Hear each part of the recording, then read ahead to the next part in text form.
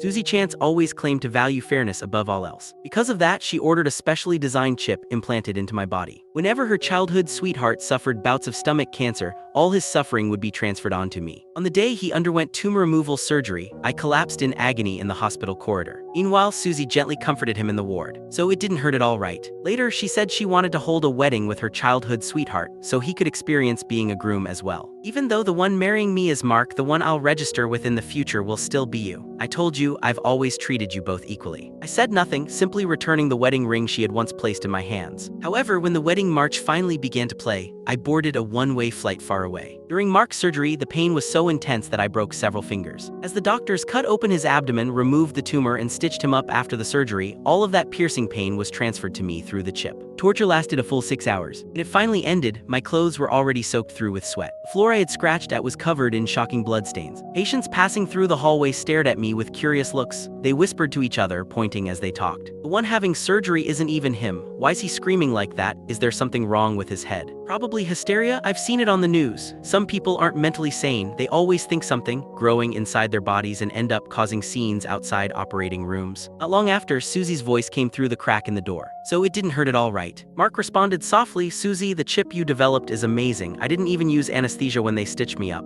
I had no pain at all. I bit down hard on my lip, the taste of blood spreading in my mouth. Even so, a muffled cry of pain still slipped from my throat. Finally, the ward door was pushed open. Susie helped Mark out. His face was flushed and he even laughed out loud. It was as if he had only slept for a while, not as if he had just gone through major surgery. Meanwhile, my entire body was soaked, and I lay collapsed on the floor like a puddle of mud. When Susie looked down at me, the smile on her face disappeared instantly. It was as if she smelled something unpleasant, her tone full of disgust as she said, Jason, aren't you ashamed? You're a grown man and you wet yourself. You're still my boyfriend. Look at how miserable you are. Are you trying to embarrass me? I opened my mouth, but I didn't even have the strength to speak. At that moment, Mark suddenly spoke in a hypocritical tone. Susie, Jason endured so much pain for me. Even if he embarrassed you, you really shouldn't blame him. Hearing that, Susie sneered. It was just a surgery. How painful could it have been? I think he's just being dramatic. I forced myself to stand up, holding back tears as I begged softly, Susie, could you give me a ride back? My phone is out of battery. She glanced back at me and frowned coldly. A ride? Look at how dirty you are. How dare you even ask? I have OCD. Don't touch my bottom line. After that, she couldn't be bothered to give me another look. She supported Mark and left directly. Before leaving, she threw out one sentence. Hurry up and clean yourself, don't embarrass me. When I finally dragged my body, still racked with lingering pain, out of the hospital, a torrential downpour suddenly began outside. Through the curtain of rain, I saw Susie holding tight to Mark's waist. Mark's face was red as he said awkwardly, Susie, don't be like this. I just had surgery and haven't even showered yet. I'm a mess. What if? It's fine, I don't mind. Susie's voice was full of tenderness. You're different from Jason. Click the link in my bio to get the full story for free.